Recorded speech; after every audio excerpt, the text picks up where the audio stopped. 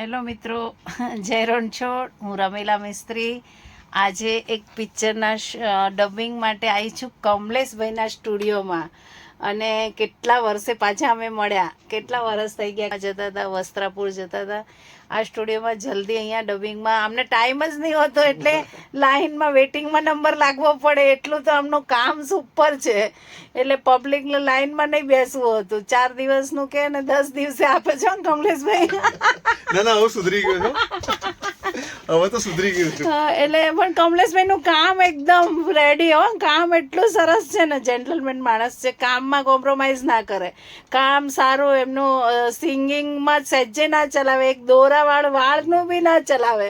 એટલે એમનો super studio ચાલે છે. અને એમના સ્ટુડિયોમાં ડબિંગમાં આવી છું હું. અને માતાજીની દયાથી હવે ફરી એમના 1-2 પિક્ચરમાં પાછા અમે આવીશું. જો કામ આપશે તો અમારા કમલેશભાઈ. કામ તો સારા આર્ટિસ્ટ મળવું જ જોઈએ ને. એટલે પણ અમારો કોન્ટેક્ટ દૂર થઈ ગયા હતા વચ્ચે. મને તો એમ કે તમે કેનેડા જતા રહ્યા, તમારી બેબી નહીં.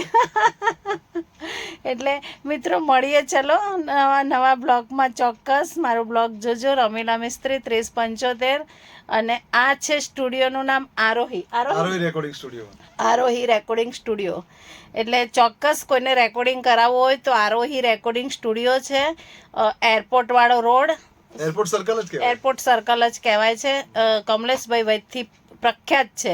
કમલેશભાઈનું નામ તો આખા ગુજરાતમાં ડંકો વગાડી દો, ઓલ ઇન્ડિયામાં. કહેવું જ નહીં પડે એવું. ખાલી કમલેશભાઈનું નામ કોણ એટલે પતી ગયું. પણ આ માણસને ટાઈમ નહીં હોતો. વેટિંગમાં મહિનો વેટિંગમાં બેસવું પડે. તમારા બધાના આશીર્વાદ છે એટલે કામ ચાલે છે.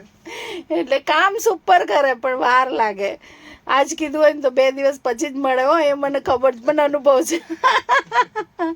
ના કામ સરસ કરે છે. ચલો મિત્રો મળીએ.